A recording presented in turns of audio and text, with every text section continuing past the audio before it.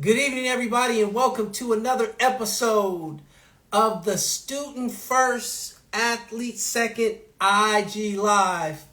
I am your host, David Watson. Once again, every Wednesday at 5 p.m., we definitely thank you for all your support, for tuning in, week out. This show is for student athletes, it's for parents, it's for school mentors and things of that nature. Our goal is to inform, inspire, and motivate. So once again, thank you for tuning in. This is episode number 42. We started this thing in January of 2021. And our whole goal was to share stories. So the guests that we have on here, current student athletes in high school, college, professional athletes, folks that actually work in sports, whether they be coaching, nutritionists, mental health experts, academic liaisons, and things of that nature. So our goal is to just basically, like I said before, inform, inspire, and motivate. So we thank you for tuning in. Our guest, Mr. Gabriel Cruz, is going to be tuning in just a second. I just see him hopped in, and we're going to get him in right now. So he'll be joining us shortly. Enjoy the show. Thank you. Student first, athlete second.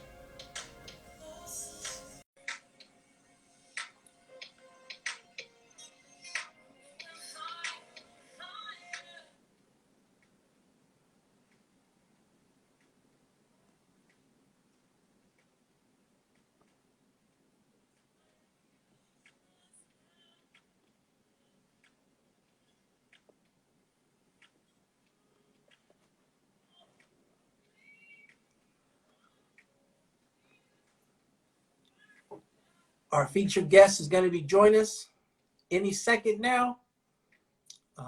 Gabriel, I see you. There you are. Got you. How you doing? I'm doing well. Yourself? I'm good, man. Doing great. Man, I appreciate you tuning in, man. Welcome to the Student First, Athlete Second IG Live. Man, I appreciate you. What's the deal? Thank you for having me. Indeed, man. I know this was short notice. And shout out to my boy JJ Stansberry for pulling this together and helping me out. Hey, man, I appreciate you doing this, man. This is something that's very important. And talking with JJ, hearing your story, I know will be inspiring to many young people. So thank you so much for being here. Where are you tapping in from? I'm at my crib, man. I'm in LA. Okay. South in LA, in the LA area. Good. Well, sit tight really quick. I'm going to do the intros. I'm going to read your bio, and then we'll go ahead and get started. So thank you all for tuning in to the Student First, Athlete Second IG Live. I'm your host, David Watts. Week in, week out, every Wednesday at 5 p.m. Our goal is to inform, inspire, and motivate young student athletes. You know, we've been doing this thing since January of 2021. Mr. Gabriel Cruz is our 42nd featured guest. So for those of you interested in looking at other previous episodes, you can check out the YouTube channel, David Watts Consulting. We've got former student athletes, collegiate, professional. We've got folks who've actually worked in professional sports and things of that nature. And our whole goal is to share stories of adversity, of failure, of success, of work ethic, and sort of provide a template and a cheat code for our youngsters coming up, because we all know it can be difficult. We all know that there's adversity, pandemic related, academic related, this, that, and the other related. It's important for us that who have made it to share our story. So without any further ado, our featured guest today, Mr. Gabriel Cruz, is a 24-year-old professional golfer from Inglewood, California. He's been playing golf in the first tee of the South Angeles while playing other sports growing up. This put him on the path of golf in high school. Is that Miracosta High School? Yes, sir. All right. And at college at both Fisk University and Jackson State University. Ultimately, he turned pro in August of 2019 And part of the huge reason why I want this brother to come and talk about his story and share his story and share his experiences is because this young brother is doing something that isn't done enough. And we want him to be able to share his story to inspire, motivate, and inform, talk about some of the roadblocks, but also talk about some of the successes he has experienced. So without any further ado, Mr. Gabriel Cruz, welcome to the show. Welcome to the show. For having me. Glad to be here. Indeed, indeed. Well, man, let's start from the very beginning, man. Like, let's start from your upbringing. You know, you talked about, you know, you currently live in Los Angeles. Talk about where you grew up, the specific city. Talk about your family unit and this, that, and the other, a particular neighborhood that raised you. I think it's important for folks to necessarily know the very beginning. Where did the beginning start? The beginning for me was in the house as far back as I can remember on Beach Street in Inglewood. That's like where I got my, you know, those days you remember being little. Then we kind of moved around all throughout the time I was younger. So that was in Inglewood. We moved to Baldwin Hills for a period of time, like my early days in high school. And then we came back to Inglewood near Darby Park, right? Warren Lane Middle School. A lot of people are familiar with that area. So we spent a lot of time. I grew up spent a lot of time around my grandmother's house. Yeah. On 48th and Crenshaw. So just a natural area of my upbringing. I grew up in the church. Both my parents are pastors. They pastor a church for now, like pretty much my whole life, 26, maybe longer. It's called Love and Faith Christian. I grew up a church boy. I was stuck in church as a kid. That led through a lot of my decisions, man, a lot of my upbringing, though. But I grew up in a God-fearing family, a Christian household. Both parents, you know, raised me. I'm one of the loved ones. My parents instilled in me values and obviously love, you know, that transcends anything that I do, you know. So anytime I'm doing anything, the world is getting a sense of love that my parents gave me. You know? So I was brought up really humbly. We didn't have too much. We had our things, but you know, there's for something like what I'm doing, and we didn't have enough. You know, Absolutely. We didn't have enough to do fully what I'm trying to do now. Absolutely, absolutely. Thank you for sharing that, man. For those just joining us, we have professional golfer and entrepreneur, Mr. Gabriel Cruz. He just tapped in, talked about growing up in Inglewood and different parts of Los Angeles, man. Talk a little bit about those folks who know Los Angeles, those folks who know Inglewood, those folks who know Darby Park. Like, they know football, they know basketball, they know track. Talk to us a little bit on how the golf club was introduced to you, man, because that's just a fascinating story to me, and I just want to hear where it all started. Man, I played. I did the regular thing as a kid. I played football and basketball, and my godfather, God bless him, because he's really the originator of it all, at least in my story. And so he's been playing for like 50-some odd years. My godfather was also a deacon in my church. And my father being the pastor, he got my dad into it. My dad really took a liking to it and tried to get me into it. I really fought my dad on it. I swear, like, it felt like every day for like 6 months I was a kid, he would ask me, like, "Yo, you trying to play golf?" I'm like, "Nah, man." And really and truly, I think my dad said, like, if you go take a lesson and you don't like it, I'll never ask you again. And so I'm like, man, let's get this over with, you know, let's do it.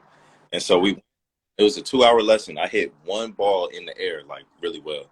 And I stayed for like 3 hours. And that's really how golf is. I hit one shot and it just, you know, that's all it takes. I was hooked. You caught the bug, huh? I caught the bug hard, man. Hard.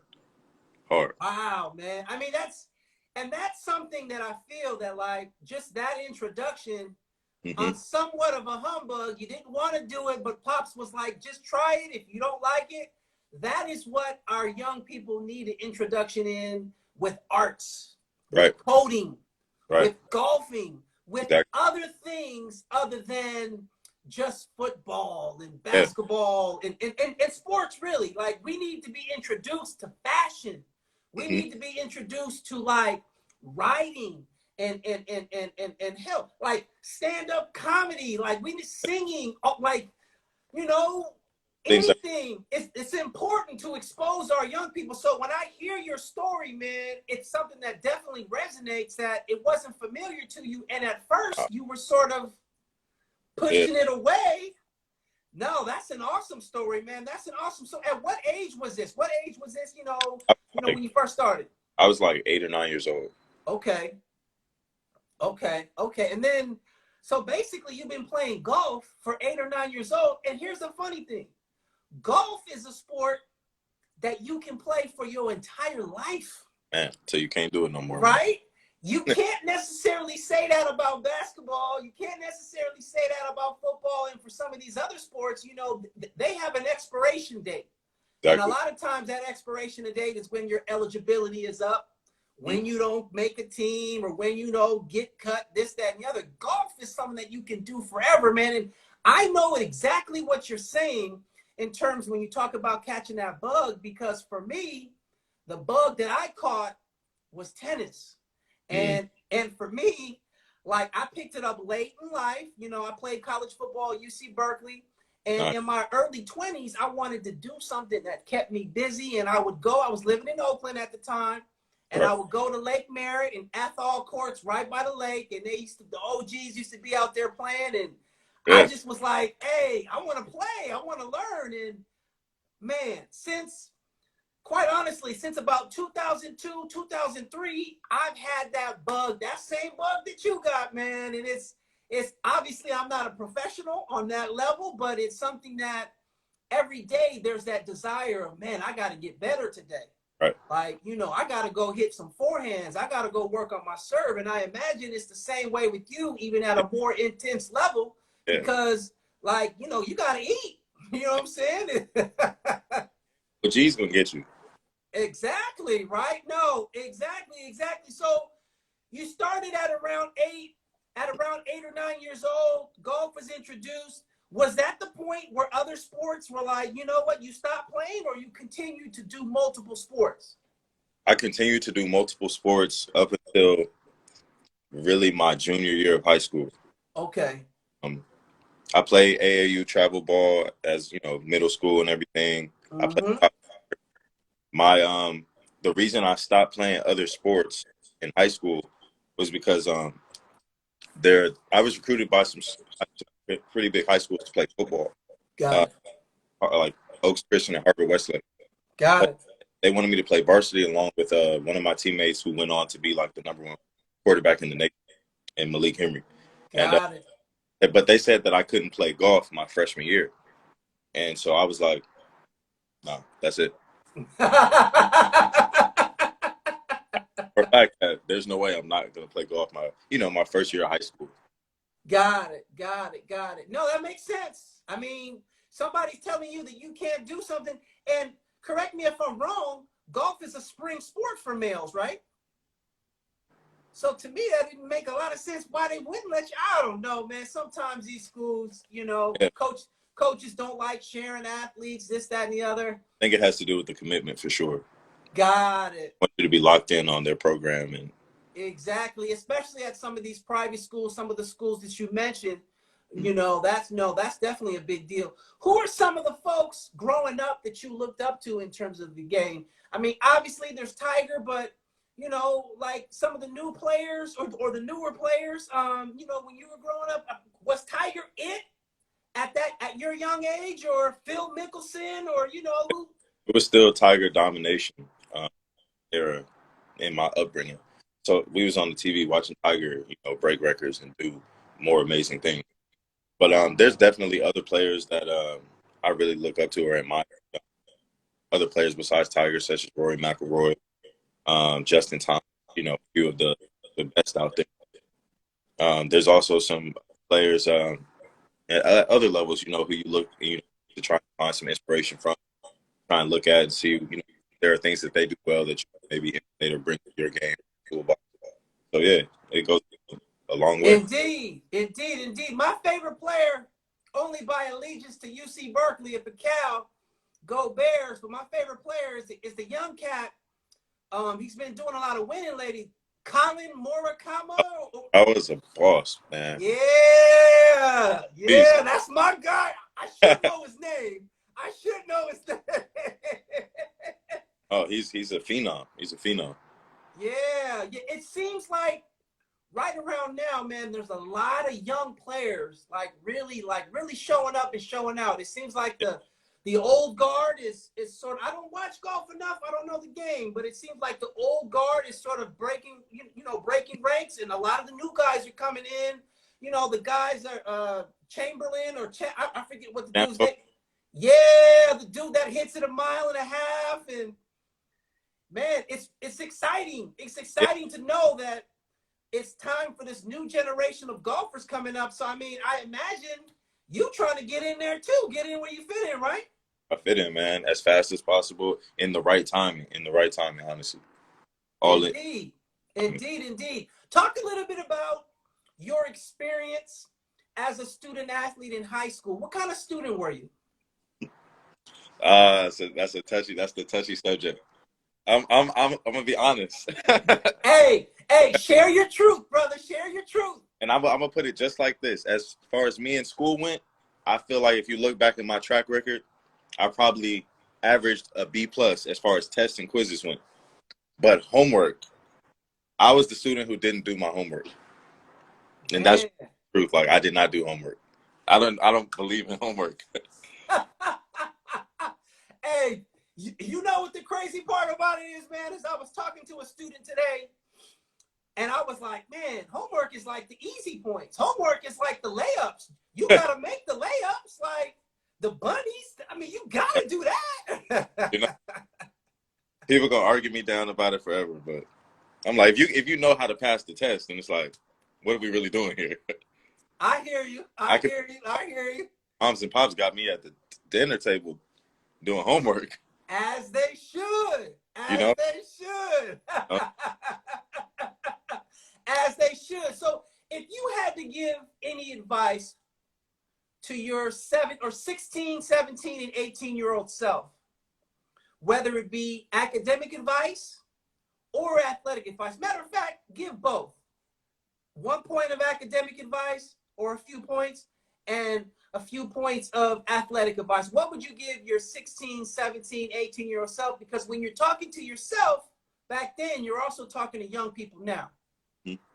What I would say to myself at 16 years old academically is, honestly, like, suck it up, bro. Do the homework. Make sure you have a 3.0, because the stage at which you could propel yourself to, if you just had the grades, would have greatly impacted, if not only my community, then more people. Because I could have, in my head, I could have been at bigger schools, gotten more spotlight, than. Got it. So I would have said to do your homework for sure. Okay. Kids, or please. If you feel like me, you feel like you're gonna pass the test, feel like you don't need it, feel like it's not that important, you will face reality when you can't get into that big school, because you don't have the grades, and that's not a good thing. You don't want to have no regrets. Absolutely, especially when you know that you have the potential to be there. You know what I'm saying? Like, you got all the talent, all the potential, all the work ethic, but you fell in one area. That's how, it's part of this. It's part of that system. Got you. Okay. Got you. How about athletic advice? Athletic advice, I would have told myself, man, go to the gym, boy. Do some push-ups, do some sit-ups, go run. Yeah, man, I was a slimmer. I'm still a slim dude. I was a real slim dude, 16, 17, 18 years old. So I would have said, get in the gym ASAP, because it'll only increase your ability to gain. I 100% agree with you, man. I think oftentimes we all are there. We all oftentimes don't necessarily know how competitive the next level is. And we don't necessarily, like, we see it on TV, but we don't really know. And, sometimes we're watching college and it's just not there in front of us. And basically what you said is like doing the little things, man.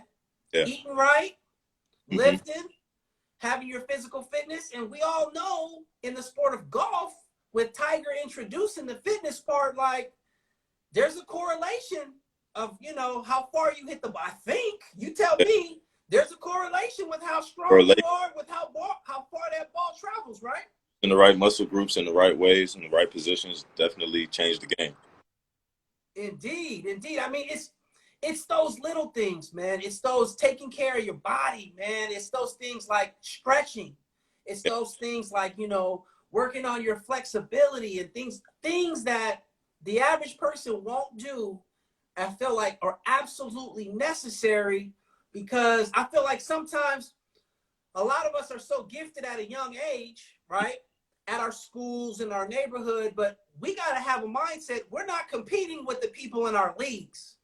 We're not competing with the people like in our area. We're competing with people all over the country, all over the world when it comes to golf, because golf is a worldly game, man. And it's those things. It's it has to do with being a better version of yourself, you know, at all points. Absolutely, absolutely. Talk a little bit about your college recruiting experience. That was actually a crazy time for me, man. You know, going through the emotions, like I always knew I had the talent to play Division I golf. I knew at that point, obviously, that my grades were kind of not the best. And so it was a difficult time in seeing what was really going to happen. But I think because I ended up Maricosta High School to Western Christian, i.e., where my father teaches. Got it. I kind of wasn't doing the things I needed to be doing in the classroom. And Maricosta is a big school. You know, I was having a lot of fun. And they, you know, said it's time to make a move. You know, got it. They gave me an ultimatum. You know, when finals rolled around, it didn't work out in my favor. So, but I think that I honestly was the first person in that school's history, in Western Christian school history, to have an HBCU recruit on the campus. Like Fisk University, a representative from Fisk University came to the campus to recruit me. And when that happened, because here's the deal. Even same thing was, man, 20-something years ago when I was in high school, man. Like on the West Coast, we don't hear a lot about HBCUs. I know HBCUs. I know recently, you know, there's been a lot of attention on HBCUs with a lot of NBA guys, professional guys. But like, how much did you know about HBCUs prior to them coming and, you know, starting the recruiting process at Fisk University? I knew a little bit because I have two older sisters. They both went to HBCUs. Okay. My oldest sister went to Spelman. My oldest sister Rochelle went to Spelman. My other sister Geneva went to Howard. So, but we're all 10 years apart. So as much as I had the experience of I just remember going to their graduation. Got it. And so I had little to no knowledge of what an HBCU experience was. Hey, you didn't get to experience homecoming at the Mecca in DC, man, at Howard, man. I didn't get to go to Howard. ESU, all the schools surrounding, they had some pretty lit homecomings too. I heard that. So for a young person, let's just start here. For a young person that doesn't know anything about an HBCU, because oftentimes our schools aren't promoting it, right? I mean, and to me, I think it's intentional in a lot of cases. But can you first start off with telling folks and describing folks, you know, what HBCU stands for and essentially what it is, man? Like, and why is it uplifting? Why is it empowering? And why was it empowering for you? HBCU stands for Historically Black Colleges and Universities, for those who don't know. And HBCUs, an HBCU experience for me, being a young Black man out of, you know, from the city, it's shocking, you know, because you don't, especially with the sport that I played, regardless of where I grew up, you don't see a lot of people who look like you. Like, I'm talking about a lot of people who look like you. Do more and striving to do better, striving to be as creative as possible, striving to be boundlessly excellent. You know, that's, if I could hashtag it, it would be Black excellence. It's a beautiful thing to see people who look like you more than what you heard. you know. Um, Even some of the things I envisioned and how I thought about going at them, my experiences and the people that I met and talked to and exchanged information, experiences with, they helped shape the way in which I attack life because they gave me a different of the entire experience, you know, not just the experience of somebody who's looks like me from Los Angeles or from California. You get to see people from sometimes all over the world. No, that's well said, man. I mean, I think as a person of color, specifically in African American, male or female, to be able to just be in that environment where everyone doesn't always like think like you, doesn't always look like you. There's different shades, you know, there's people from, you know, different countries and this, that, and the other, but that camaraderie, that brotherhood, that sisterhood, I mean, it's safe to say that not everybody's friends, you know, everything, but It's still to like, have that experience when you might have gone to a school like Miracosta, where you were probably one of the very few yeah. African American students, that must have been, man, that must have been something else, man. Yeah. Because, you know, everybody has their own customs from wherever they come from. You got people from Chicago, people from New Orleans, people from Alabama, people from Nashville, people from the Deep South, people from the Midwest. And it's like you realize like all these people are so different, but we're all so connected, you know, and Yes. not all here to bash each other at by no means. Like you said, not everybody's friends, but even though there's some people you could not be cool with, and you still like solid with them, you know, succeeding. You know, you see like, Yeah. okay, I'm gonna still give them their hand clap because they doing their thing. Got it. That type of vibe at a HBCU is it's all love. I had experiences with professors that I probably would have never had if I wasn't at a HBCU. To be honest, professors Absolutely. that care for me in a different way. Absolutely. I feel like sometimes when, as college students, we go to these humongous, you know, PWIs, you know, predominantly white institutions, we can get lost in the shuffle. And, Yeah, you know, dealing with, you know, issues of stereotype threat of like looking around in a big lecture hall and you being able to count, you know, as many students, black students on your hand. And man, I've been there, and it can get lonely at times, brother. It can get lonely, just like it can get lonely in corporate America and this, that, and the other. So to be able to experience that, man, like as I've gotten older and met people who had that experience of going to Morehouse and this, that, and the other, man, it's like, man, that solidarity, mm-hmm. it speaks for itself, man. And it's something. What would you say? What's the best way for a young person to learn more about HBCUs? I forget what they're called, but I know they have like HBCU college tours around the time that kids are eyeing colleges or start like 16, 17, 18. They have the HBCU tours.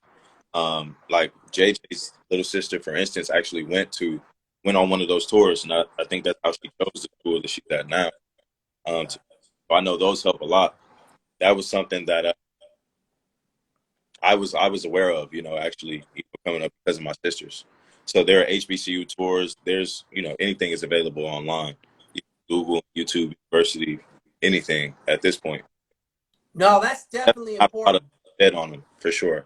It's starting to be more now, like you say, with the affiliation of athletes, but it should be a lot more pressure, for sure, pressure on us getting our kids and people in our communities, the young ones in our communities, to HBCUs.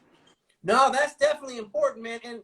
And you know, truth be told, I feel like it's us as adults that have got to be putting these in these young people's ears because, as I said before, oftentimes these schools, whether they be private schools or public schools, unless you're at a school in the urban area, you're not going to learn much. They're not going to promote it as much as they should.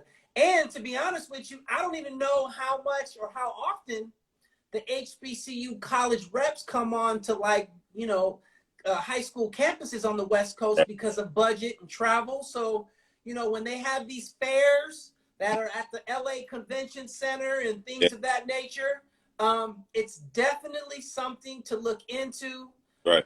There's financial aid available. There's scholarships. There's sports that you can play. There's all different. I mean, folks go there to become doctors, Yeah, lawyers, dentists, and truth be told, when you think of the doctors, the black doctors, and when you think of the black dentists and the black lawyers and things of that are, you know, across, a huge percentage of them come from HBCU. Yeah, yeah. It's one of the things that I was ignorant to, the fact of, you know, the fact that how much HBCUs actually excel in the fields that they do. I found out when I got to this that, you know, if there's a grant or some type of research position, or, you know, that's open to all the top colleges and schools, like people from Harvard, people from Columbia, Brown, all of those top schools, that if there's like 11 people being accepted, there'll be maybe one from all of those other colleges, universities, like 2 or 3 from Fisk. Got it. 1 or 2 from Fisk and 1 from Howard. Somebody in it. You don't think about those. You just think about the PWIs, like in terms of those positions and people who are getting those opportunities. But we're right in the mix. Right in the mix. It just doesn't get as much coverage.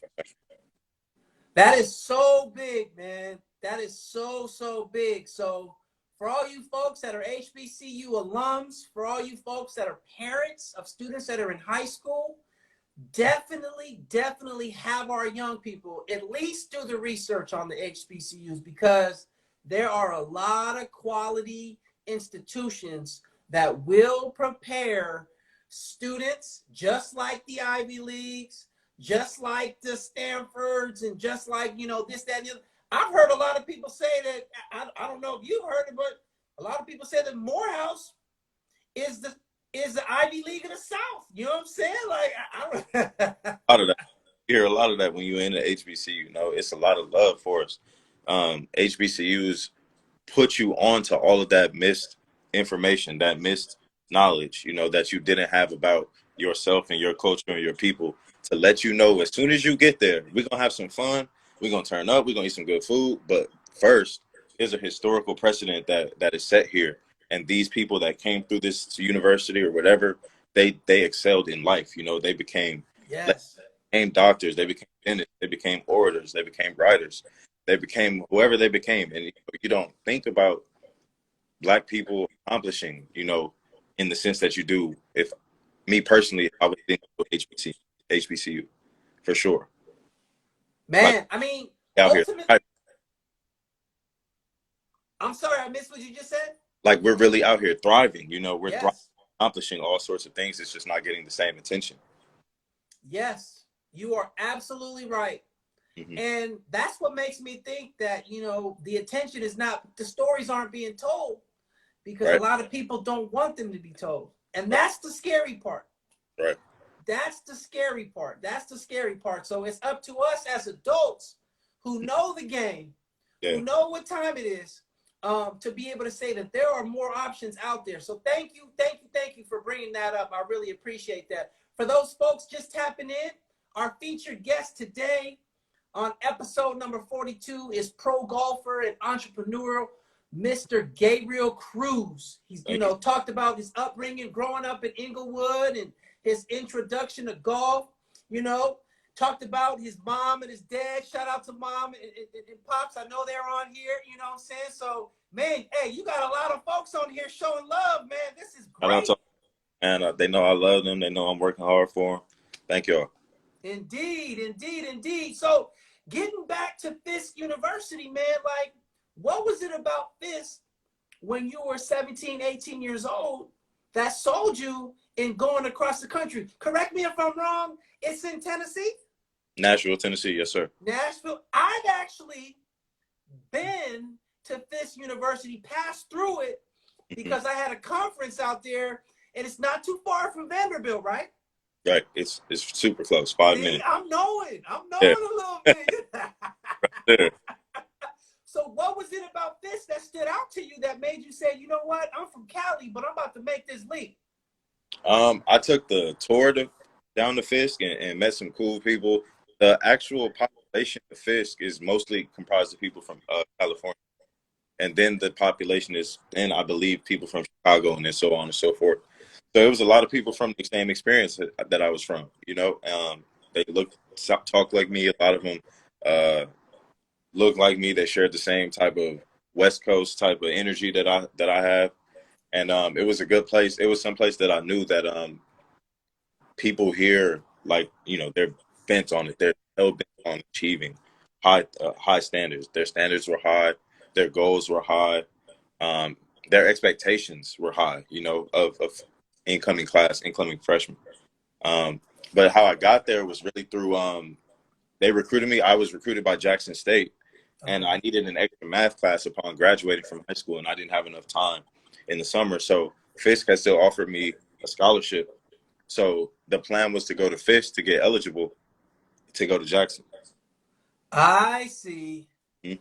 I see. And that's what ultimately ended up happening, right? Yeah, it happened in its own way, but it happened. Got it. Talk a little bit about the journey of, coming from Cali, going to Nashville, Tennessee for the first time. I imagine it was probably one of the first times you had been in that part of the country, like, and being a student athlete. Like, a lot of our young people, they see what it's like being a student athlete by game days on Yeah. television and this, that, but they don't necessarily understand the type of work that's put into the daily schedule of being a student athlete. Talk a little bit about like the grind and what it was for you and what it looked like for you.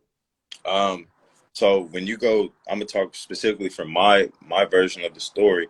If you go into Fisk is an NAIA school, Mm-hmm. so especially with a program like golf, there's not a lot of funding. Got it. So there's not a lot of things that you may have at like a bigger school. That being you know, like all of this equipment, all this technology, all the money and extra things like buses, vans to get you to practice and things like that. So for me, when I was at Fisk, I have a strong work ethic for sure. And so during the winter time, or you know, times when it's cold and you really can't be outside golf, there was like a shed near the gym, and I had asked our coach if we could have put you know, a little piece of grass so I could get into the students. You know? And so those are the type of things you have to. It's about how much you want it at a school like that. When lower level schools that don't have such a regimented program and schedule, you have all this free time. You know, you have your practice and then you have classes. You know, you have to balance class, but you also have to balance being hungry. You know, because you'll get lost. Yeah. You'll get lost in girls and having your own freedom, having, you know, nobody really telling you what to do, when to do it. So it's about having the determination to know, like, I have these goals in mind and knowing that these other distractions can get me to my goals. Man, you mentioned something that is so important, man. And it's a word that I oftentimes toss around, and the importance of it is balance, man. Mm-hmm. Balance. I think oftentimes, balance comes with identity. And oftentimes the problem of it all is sometimes, especially young men of color, we oftentimes get caught up in our identity as, athlete being who they are instead of what they do. Right. And oftentimes, you get away with that in high school, this, that, and the other. But when you said, man, when you get to college and you don't have nobody waking you up, different ball game. It's a different ball game. Like getting to class and, yeah. It's, and depending on, like you said, the strength of the program in terms of resources and this, that, and the other, like a lot, depending on your sport as well, a lot of it is on you. Mm-hmm. And it's really easy to get caught up that first semester, being undisciplined, putting on 25 pounds because you're eating that dorm food. You know what I'm saying? Like, it's easy not getting sleep. It's easy not going to class. It's easy to get caught up with situations where you're dealing with females or males and this, that, and the other. Like, so being able to have that balance, young people, is something that Mr. Cruz is talking about is so essential. And it's very important to understand that, like, if you don't have that balance in high school, it's really hard to get it when you step foot on a college campus, because it's that discipline it's going to be hard for it to show up miraculously. Hopefully it's not going to take too many situations to teach you, but because a lot of times that's how it is. You learn through situations and experiences. And so it wasn't an easy task to, like me personally, I gave up certain things. I did certain things in a certain way. Especially freshman year, like when it came to when it's time for golf season, one thing I can recall is when you get to being in California, being a California golfer in the South, there's different conditions, different weather. Yes. You get to playing, you have all these goals and your identity is set in being an athlete. You're being an athlete and excelling is who you are at that time in your life. So when it was starting to kind of go left for me because I didn't have the experience of being in that environment or an environment like that, I sacrificed like going to class. Like I was trying to go practice Got it. so I could perform instead of going to class like I should have been. So Got it. there's a lot of it's hard to learn the balance. But then when it's time, those classes or those finals or those tests creep up, you stuck like, oh, damn. Like you figure out, you got to get right or you're gonna get left. Yeah, no, you're right. Get right or get left. I like that. I'm gonna use that one. I'm gonna use that one. Man, talk a little bit about, I've done a little research on you, brother. Talk a little bit about from FIS, then transferring to the College of Canyons, like your journey from that transfer from the time that you were at FIS to your final destination of being at Jackson State. Like, talk a little bit about the adversity. This is what I feel like is important. Our young people need to hear about adversity, how we dealt with it, how we wish we dealt with it, and things of that nature. So talk a little bit about that. That was one of the toughest periods in my life. Looking back, when I can look back at the things that I've done and the progress that I've made, that was one of the toughest periods because it was in that time span that I played the least amount of golf I played in my entire life because I had issues academically. So I was at Fisk and I was chasing the golf. I wanted to be a Division I player. I wanted to be playing at a higher level. So that's what I was chasing. So I went to Jackson State. And the coach was Walter Payton's brothers, Eddie Payton. Eddie Payton, okay. But he retired the summer before I got there. And there was a lot of things in the works as far as getting me scholarship money, other players. And when he retired, the golf program was on a fast decline. Got it. And at the time, let the people in charge tell it that we were for sure having a team. But I was kind of, I'd be observing things, So yeah, our best two players transferred out that first semester that I got there. So I'm like, our practice schedule was getting funny, and we didn't have the same access to certain things. And I just knew that there was nothing that was going to attract any new and good golfers to the program. Yeah. And so a friend of mine who's also a pro golfer out of Compton by the name of Aaron Grimes, I was calling him, letting him know everything. He was like, man, you should come back home and go to College of the Canyons. They're like one of the best state. If you can make it in the top 6 there, you can either go to Big D1 or you can turn pro. Yeah. And that led me to really life-changing decision because my father isn't a member of Alpha Phi Alpha fraternity. So am I. What's up, Pops? What's up, Fred? That's crazy. That's crazy. Yeah, indeed, That's crazy. Indeed. Yeah. I like that. Thank you for mentioning that. I appreciate that. And so that was something that I really, if JJ might not have said it, but that was kind of our thing. We was like, we're going to go to college, and we're going to, he wanted to be a Kappa. I was going to be an Alpha. But that was something that I had to really weigh because I started to see how things were paralleling. And I knew that if I stayed in Mississippi, I started to look at things like in like a bird's eye view kind of. So if I stay in Mississippi, I'm going to be an Alpha, and I know myself. I'm going to be having a whole lot of fun. Yeah, buddy. And like, this is only 2 more years of my life, really. So it was either staying in Mississippi, become an Alpha, have fun in college for a few more years, or do what needs to be done in my heart that I see is going to make me a better golfer. Being a better golfer is what your dream is. So it's actually funny. This is something, these decisions matter when you're young, about what you believe about yourself.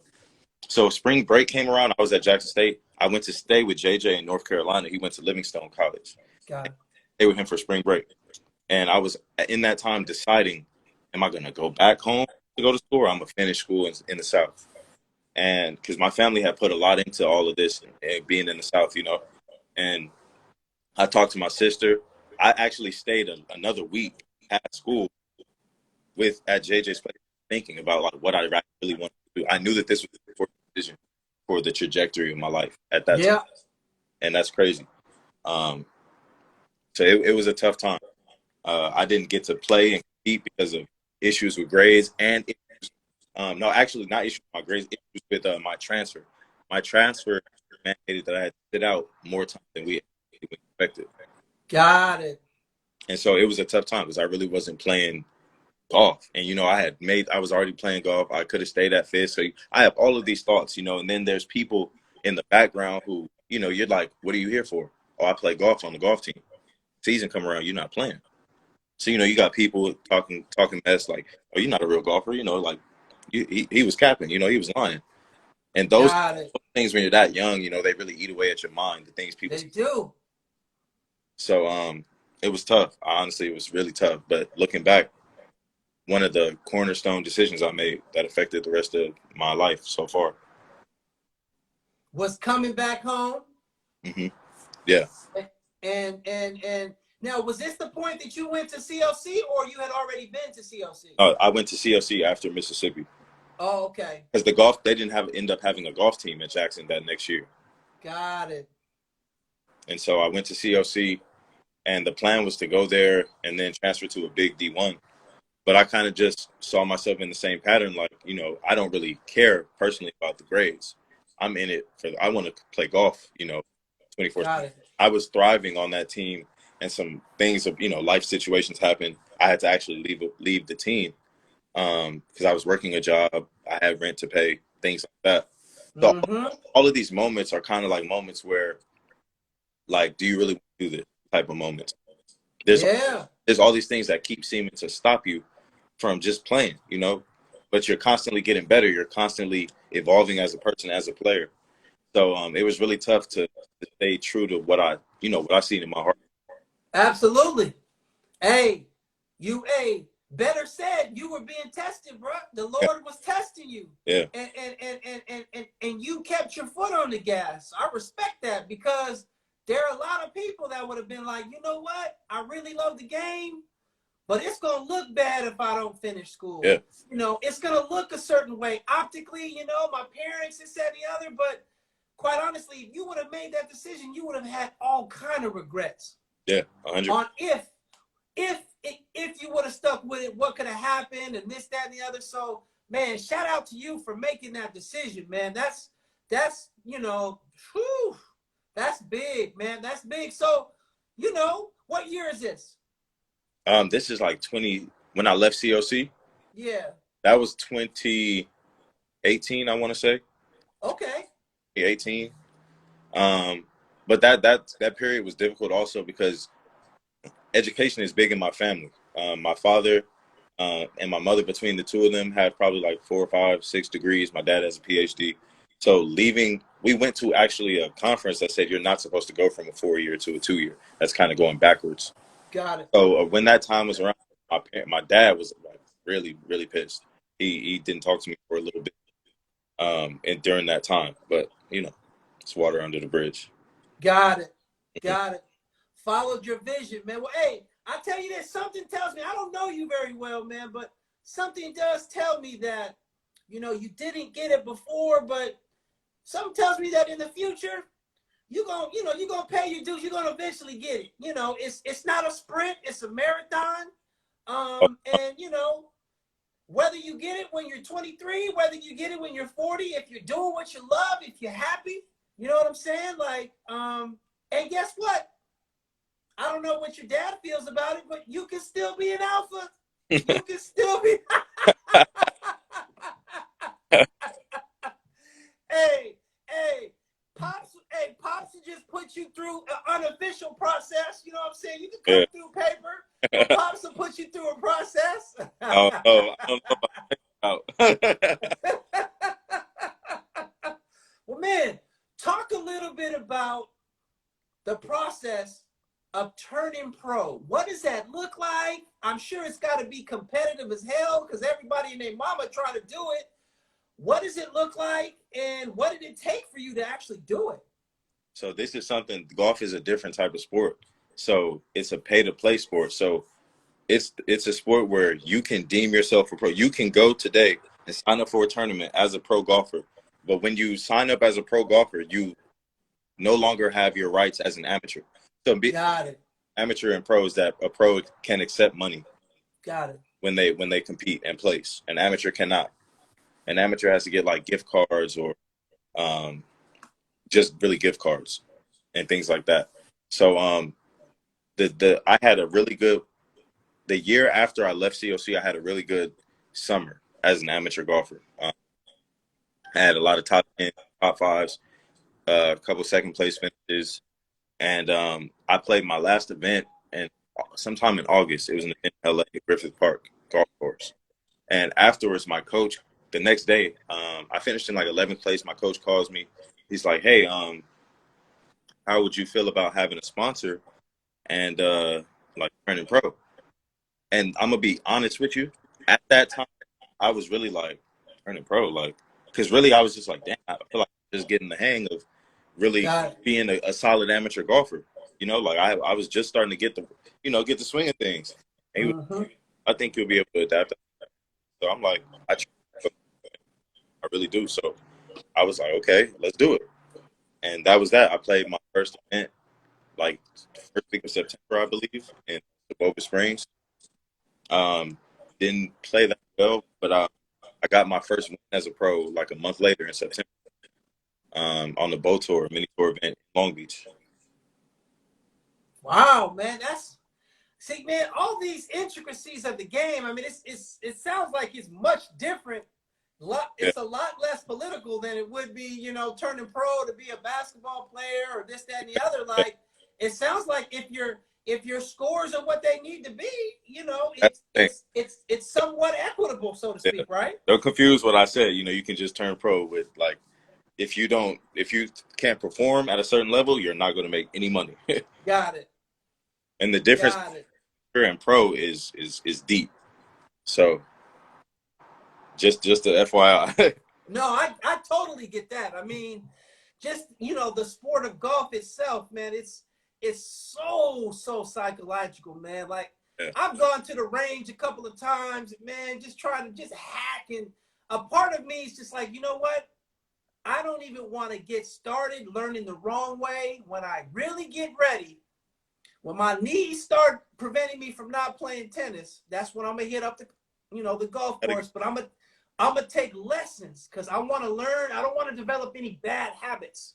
Right. And I think I've heard that, you go out there and you start hacking, you might get good at hacking, but the consistency ain't gonna be there. So that's true of anything when you first start. I would just say go out and have fun. Like, got it. See what it is about the game that may either bring you peace, have you let loose for a day or some hours with your boys.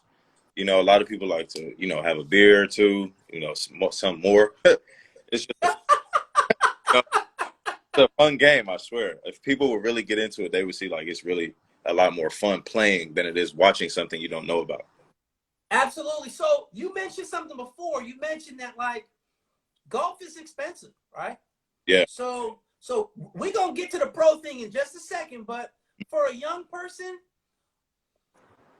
like a teenager, right, or a young youth, like for a parent that really wants to get their kids in golf, like what would you say? What would you recommend? How would you recommend like navigating the cost of lessons, of tee times, of things of that nature? Like, I think first you have to understand your child and how much they really enjoy the game. Do they really like it enough to dedicate time as they're young? That's the thing when you're young, to dedicate time to actually, taking it on, getting better. First, you got to get a child to like something first. Once you get a child to like something, then they can grow to love it. Yes. Because you don't want it to be inorganic, the type of that the child may have for it. But I would just say to do what you can and see where that goes first. Like if you have aspirations for your kid playing on the PGA Tour, then there's a lot of things that you need to do, and that's going to be expensive because you have to do what you have to do. It's a game where if you really want to be serious about it, you got to take the L's it takes to play golf are costly. Yeah. It costs for me to learn and go to war for in a tournament and learn the things that I learned from that event and still take that L. Because if you don't, you don't make a check, you lost out. Yeah. You just added to the pot.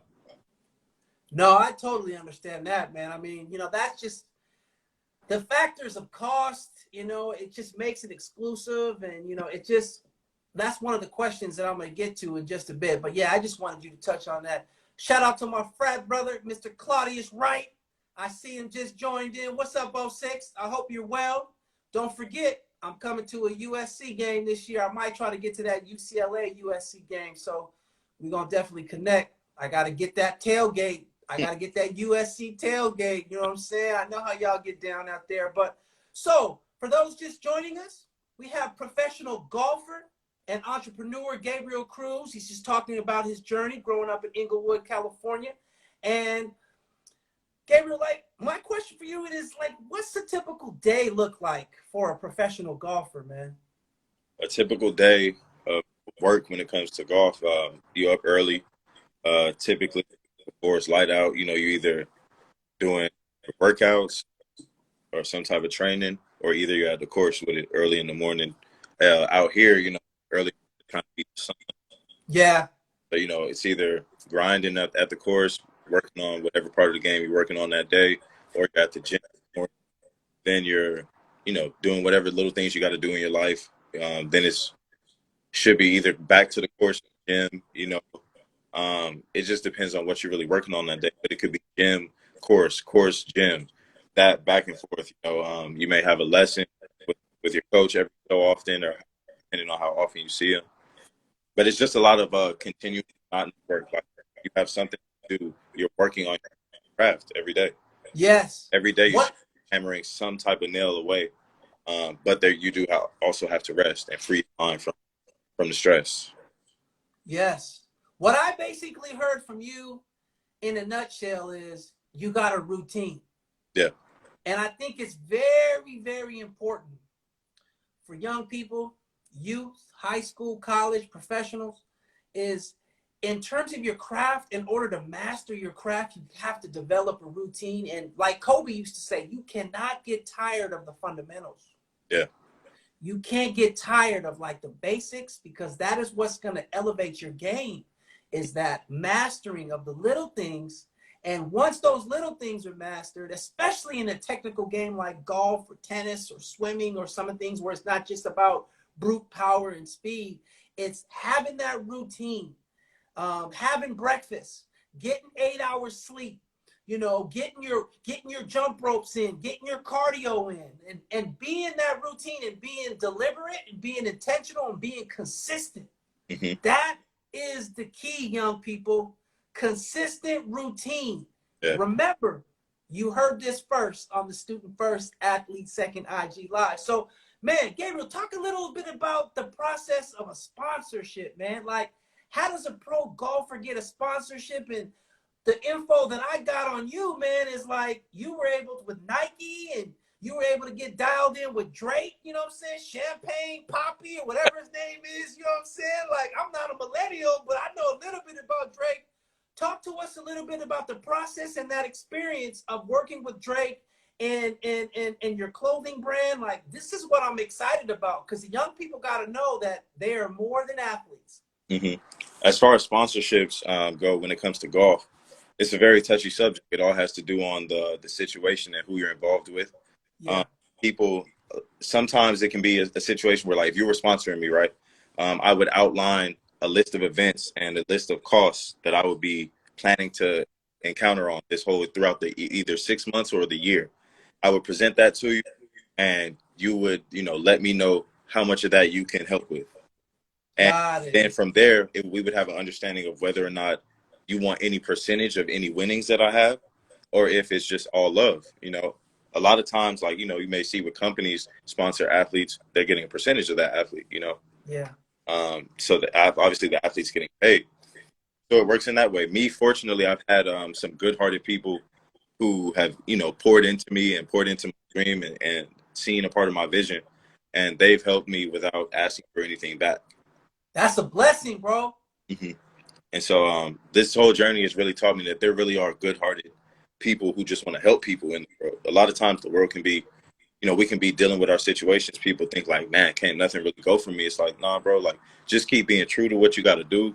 Keep, Yeah. like you said, another quality is being honest. Be honest with yourself, honest with your intents, your heart. Like, what am I really doing this for? Like, can I really put in more time than I have been? You got to be honest with yourself in that aspect.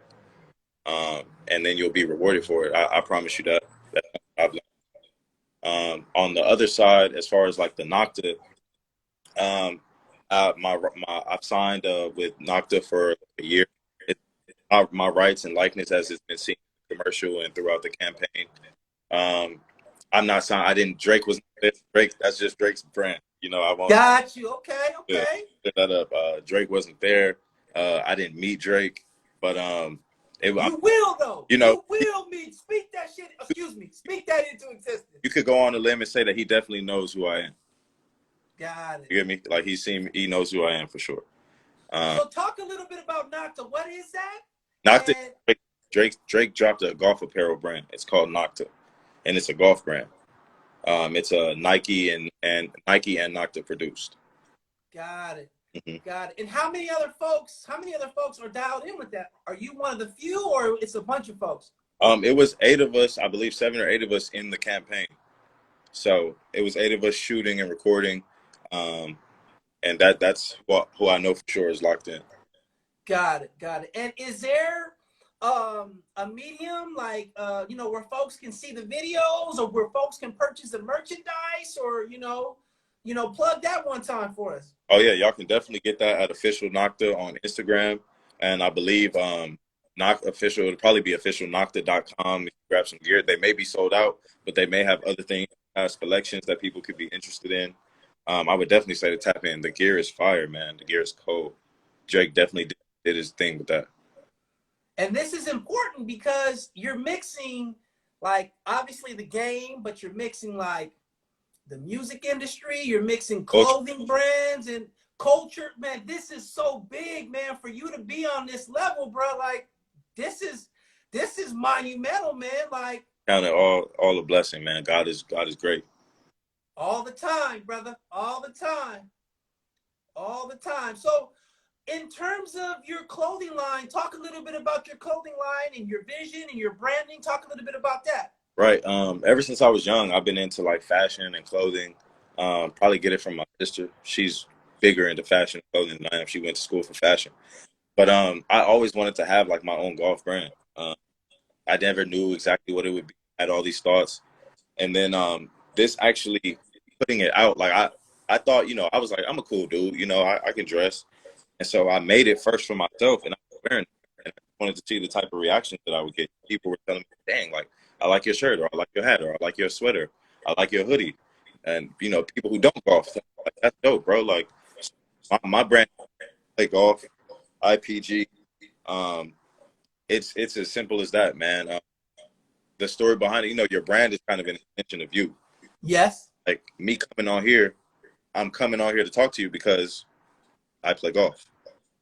When I was in college, when I was a kid playing junior golf, hey, what do you do? What does everybody here do? I play golf. People, if you ask me what I do, it's a true statement. It's just a fact of my life, and it's a true statement for whoever else plays the game. Got it. I was gonna just ask you what IPG stands for, but duh, I play golf. No, man, that's dope, man. I mean, in terms of where can folks cop your merchandise, your merch, like, let us know. People can hit me on the gram. You can DM me. We got a website on Shopify at my IPGworldwide.com. You can DM me. You can get at me. However, they can contact you. We can set it up. However, everything. Got it. If there's anything that I know in life, bro, I ain't the smartest, but I sure ain't the dumbest. For sure. I know this. I know what we touch, it pops. What we touch, it pops. And to be in a space of golf where we're not generally like, it's not, we ain't really we ain't really in there yet. We ain't got a seat at the table yet like we should. Mm-hmm. Hopefully, Lord willing, it will happen. But to be able to see you with this cross branding, mm-hmm. This is something that's very, very important, man. This is something that's very, very important. So, man, I give you kudos, bro, because thank you. You following your vision, you staying loyal, you being authentic. Mm-hmm. You know what I'm saying? You got your foot on the gas. And it's, you know, I done talked to JJ about like you as a man and your work ethic. Like you just laser focused, man. Like, yeah. And you know, when I see that, man, I'm like, man, that's that Mamba mentality. Hey, that's that Kobe. 100%. It stems from a lot of things, you know. Me feeling like, so my pops was a really great baseball player. Mm-hmm. Let you and him tell it honestly out of their hearts, like he could have been pro, but he always said he tell the congregation like I didn't have the work ethic, you know. So guys, I got along well off talent for a little while, but then you know guys who weren't as good as him started to pass him up, and so hearing him say that like kind of my whole life in sports. It really drove me. I knew that like whatever I chose to do, I was going to give my all to it. Just because that was something that I felt like I owe my dad. Like my dad didn't do it. I could do this for us, you know, like I can do it. And so I work hard. Like I just be thinking like, it makes sense. If you get an unction to go put in some work, you could obviously do it. Your body's obviously not too tired to do it. And so I'm a person, I'm like, if I did it, I can say I did it and can't nobody take that away from me. So if I go out and I put in 2 hours at the gym right now, and then after 4 hours at 10 o'clock or at 12 o'clock, I go in, then usually like competition, a lot of them that's not serious, they're sleeping. They chilling at the crib on their phone. I'm working. And those days that I work added up to me on the golf course for sure. Yeah, man. Hey, Kobe got some video. I'm going to share it with you. I'm going to tag you. Basically, the same thing what you said, man. Mm-hmm. When you start at that 5 a.m. hour, you know what I'm saying? And, you know, you wake up at 5 a.m., you know, you work out from 6 to 8, you grab breakfast, you know what I'm saying? And then you go from 10 to 12. Yeah. You know, you get a little nap, you get a little lunch, and boom, boom, boom. And then you go from 2 to 4. Mm-hmm. Like, that's how you excel. Yeah. That's how you like separate, because at the highest levels, it's all about separating from the rest, right? And it is what it is. It's time. It's like it's focus. Champions do those little things. Yeah. That's what I learned. Champions do all those things that nobody's talking about. All the getting up, all the stretching, all the doing meal prepping, all the getting up, all the drinking protein, all the workouts, you know, doing everything that everybody else doesn't want to do. Well, that's the whole point. Well, now that I get to say that I live like a champion. Man. Always give and take. That's that Mamba. That's that Mamba. Rest in peace. Rest in peace. Sure. Talk a little bit about your platform and your vision and how you plan to impact youth in the next generation of like young people of color in golf. Well, what I can tell you right now, I plan to live a life that you can see authentically somebody who comes from a place that they're maybe not supposed to be doing what they're doing. They're and they're doing it authentically. Like I'm my authentic self. I don't want there to be any type of debate about the type of man that comes to my culture, my being a black man who play golf. I want people who look like me, who come from where I come from, to be able to look at me and know, like, dang, like he looks like me. You know, like no disrespect to anybody, but I don't have like a buzz cut and, you know, a regular goatee. Like that's not the same thing. I have braids. I got braids in my hair, you know what I'm saying? I have tattoos. It's just a part of the zeitgeist of our culture, like that, our athletes that we look up to. Basketball and football and other sports, they have tattoos, they have hair, they have braids. But the kind of stereotype about golf is that, you know, you look at a golfer, you think, you know, from the freshman. Like, you give me my whole point is like not every golfer is like that. You give me, yeah. I'm with the same type of stuff that everybody that you know have to be on, but I just do different things with my time. Got it. I mean, that's, as I said before, man, what we touch blows up, bro. I mean, I remember, I'm old enough to remember like Allen Iverson at Georgetown University when he first came onto the scene. Yeah. He was at Georgetown for a year. He gets in the league with the 76ers, and man, like, I think when Iverson came to the league, he's responsible for tons of people with tattoos. He's responsible for Had, that merging of hip hop and NBA. Like, had to be. man, like, not enough people give him credit for that, man. And I Yeah, feel like being on the front end for someone like you, being able to, be that neutralizer and bringing, quite honestly, I mean, I'm going to say it, but golf needs to have more rhythm. Golf needs to have more soul. Golf needs to have more yeah. people of color in general. That's And to be on this front end as a young person, man, this is a blessing, man. So I wish you nothing but success, man. This is really, really exciting. For those folks that are tuning in, our featured guest today, we're almost finished here with this episode, but our featured guest today is professional golfer and entrepreneur, Mr. Gabriel Cruz. Fascinating story growing up in Inglewood, California, talking about his upbringing, his college experience, and his pro career, this, that, and the other. So this is my favorite time, my favorite section of the interview. I think I told you about it before. It's the rapid fire. I prepared you for the other questions, but these questions, you gonna have to answer on the spot. Not a lot of you don't need not a lot of depth, but here we go. First one. If you had 3 initiatives that you could implement to make golf more accessible to children and communities of color, what would those initiatives be? the initiatives would be, one would be for grants and funding so that kids could have access and the means to play golf and get golf clubs. The other would be programs, after school programs or week programs so that kids have somewhere to go and learn about the game. The third would be programs that allow kids to branch out and go maybe see a golf tournament. Things that'll put resources in place so that we could take a group of kids from the inner city or wherever to go see what real pro golfers look like, at the highest level. PGA events like that. Well said. Well said. Well said. Thank you for that. Question number 2.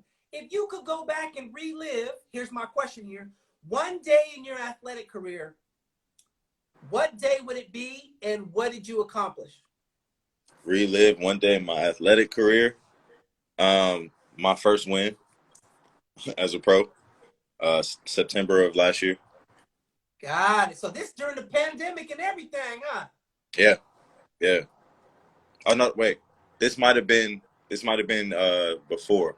Yeah, this was in 2019. Oh, 2019. Okay. Yeah. Okay. All right. Excellent. Excellent. Great answer. Great answer. If you could play a full 18-hole course or 36 course, whatever it is, I don't know the term, right? Anywhere in the world, where would it be and who would you want to play with? Augusta National. It's where they play the Masters, and I would want to play with Tiger. Okay. Yeah. Okay. Yeah, for sure. All right. Man, I don't know about Augusta. It's too much history and negative stuff for me. Hey, I'm from the Bay, and I gotta go with Pebble Beach. I feel you. And hey, I'd like to play with, if you can see him in the back, either Muhammad Ali or Malcolm X. That's who I would like to play with. I feel that. Straight up. Imagine playing golf with Muhammad Ali, man. That would be dope. That would be dope. That would be dope. Okay, great answer. Great answer. What music album or artist are you currently listening to in heavy rotation? Nipsey Hussle. Okay. Victory lap. Talk a little bit about what Nipsey means to you and what Nipsey means to your community. What he means to me, man, it's really tough to put into words. I didn't realize it till he passed. Rest in peace to that great man. But he meant a lot. I listened to Nipsey every day of my life for 10 years. Like from I got onto him till he passed. That was 10 years. Every day I listen to Nipsey Hussle. Everywhere I go, everybody knows, there's a Nipsey poster right here. Like he meant a lot to me. Like when I was young, I was thinking these thoughts that not really. My bad. A lot of people around me were thinking about life, and he was the person kind of saying what I was thinking. Yeah. Kind of letting me know crazy, that I could. He was talking about achieving things and achieving whatever you want, really. No, that's big, man. That's big. My two favorite rap albums of all time is obviously the latest Nipsey, Marathon, and the other is Tupac, Machiavelli. Mm-hmm. Those are my two. I mean, obviously, you know, there's some. It's conscious to me. It's conscious, and when I hear, there's always things that I'm picking out, like, whoa, Yeah, that's deep. It's the gems that he left in between the words, you know. Yeah, that's deep. That's deep. I know it's only a matter of time. When I was in college at UC Berkeley, they taught courses on Pac. It was elective courses where, you know, they analyze his lyrics and this, that, and the other. I think it's only a matter of time before someone does the same thing with Nip. It's, you know, matter of time, man. They probably already, you know, exactly, especially after. Exactly. Okay. If you had one message to put on a billboard in Times Square, dead smack in the middle of 42nd Street in New York City, what message would that be? Trust God. Oh, I like that. I like that. Well said. Last question here. When it's all said and done, how do you, Gabriel Cruz, want to be remembered? I want to be remembered as somebody who lived a life that made other people choose to do better, choose to seek higher, choose to work harder, choose to think outside the box. I like that. Thinking outside of the box, man, is something, as well as, you know, where you come from and, you know, just where we come from as a people is something that's very important. Yeah. I think oftentimes they see, especially black males, and they want to put us in a certain lane, put us in a certain box. And, you know, when I see your story and I hear your story, that's what I talked to JJ about. I said, I need to holler at him. Yeah. It's somebody special because he going against the grain. 100%. It's all about innovation over ignorance, you know. I like that. Choosing. I like that. Innovation over ignorance. I like that. Choosing to do more and be called to more. Absolutely. Well, man, this is the last section of the IG Live. It's called the Grammy or Oscar moment. And this is an opportunity for you to, you know, give people their roses, to give people their thank yous, to shout out organizations that you're working with. This is just your opportunity. They called your name. You got the Oscar, or you got the, you know, the Golfer of the Year award. I don't even know what it's called. Right. You pull out your speech. They give you the mic. The stage is yours, brother. Thank you for everybody coming out tonight. First, I would like to thank God for instilling a fire in me to keep going despite all circumstance. I would like to thank my team and my family for forever loving me, forever sacrificing for me. I would like to thank my coach, who's also a part of my team. Without him, I wouldn't be where I was today. I'd like to extend a thank you to myself for never giving up on me and for being obedient to God's plan. And I would just like all the kids who look like me or who don't look like me, kids in a place or people in a place where they don't want to be. You have all the power of God in you to move and crush your circumstances. You have all the power to make whatever you want happen a reality. You have all the power to do whatever you see fit in your eyes, as long as you're willing to give your heart to it and believe in yourself. Well said, man. That was, man, it sounded like you was ready, brother. Get ready. Hey, stay ready so you ain't got to get ready, right? You know what I'm saying? That's one of our mantras, a proverb. Yeah. It might not be an African proverb, but it's a African American proverb, right? Sure. Indeed. Well, man, like I said, man, I appreciate your time, man. I know that at some point, I'm gonna link up with you. At some point, I'm gonna come see you compete. Oh yeah. I know JJ and I just met, so we definitely gonna try to, you know, connect And man, I appreciate you, bro. Thank With what you've shared with me, with your vision, with your principle, and like I see character in you, man. Like I see things in you, and I know it's been instilled from your parents and your family. Like this ain't just like a quick buck type of thing, man. Like this is something like a lifestyle. Yeah. And you know, the journey that you made is still continuing, man. So best of luck on your journey. Continue your good faith. And we are definitely gonna be connecting in the near future. I'm gonna make sure JJ makes that happen. Thank you, man. I don't know if JJ told you, but whoever else doesn't know, I will actually be competing Monday and Tuesday, the 8th and the 9th, I believe, at Wilshire Country Club in an APGA Fall Classics finale. That's one of the many tours I play on associated with the PGA Tour. And they will be having a 2-day event. I will be competing in Monday and Tuesday. Okay, so thank you for bringing that up because I was going to forget this, but this is very important. Where can folks reach out to you? Young people, possible sponsors? I don't know. Like, where can young people reach out to you? I don't want you giving no phone number, but if social media is the best way to go, then let's go that route. On Instagram at I am GJ Cruz, regular spelling. Cruz is my last name. On Facebook at Gabriel Cruz. Those are places you can hit me. You can talk to, if you need some advice, you want to cop some gear, we love all that. You want to find out about where you can come see me play, all of that. We open to it over here. That part. That part. Thank you, man. Hey, I appreciate you. Best of luck. Yes, and sir. We're going to be in contact. Hey, do me a favor. I want you to shoot me your mailing address. Don't worry, I ain't gonna stalk you. I'm gonna send you a gift. I'm gonna send it off in the mail this weekend. I know you'll appreciate it. Something tells me you're a reader. Yes, sir. I'm sure you are. Right? Love books, man. Yeah. So I'm gonna send you a little something, one of my favorite books. So send me text message me your mailing address, and I'm gonna get that out in the mail. Thank you. I appreciate that, for real. All right, man. Hey, once again, thank you again, and best of luck. Thank you, for sure. All right. There we have it, folks.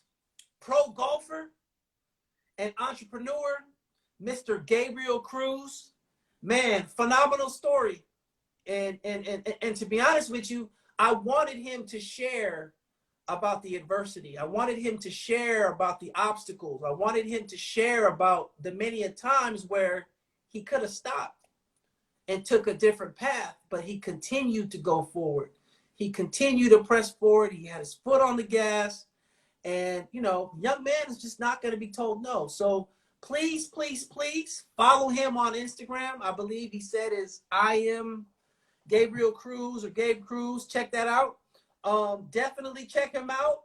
If you are somebody that's into golf, he has a clothing line that's associated with Nike, this, that, and the other. IGP is his individual clothing line, his clothing brand. So definitely check him out as well there. But man, thank you all for tuning in to episode number 42. We started this thing back in January of 2021, and we are still going strong.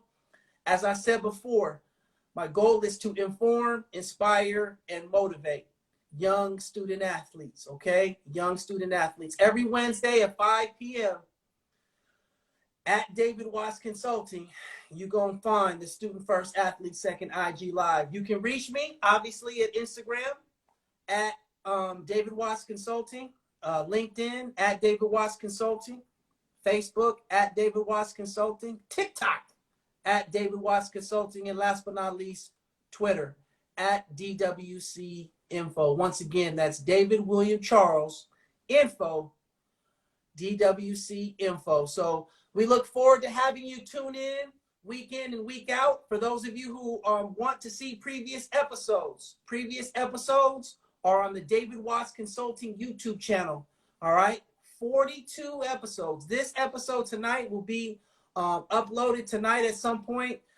Tons of featured guests with tons of experiences of success, of failure, folks who are currently in sports, folks who are not in sports but have played at a high level. They're sharing their stories. So thank you so much for tuning in. Always remember, Student first, athlete second. Peace.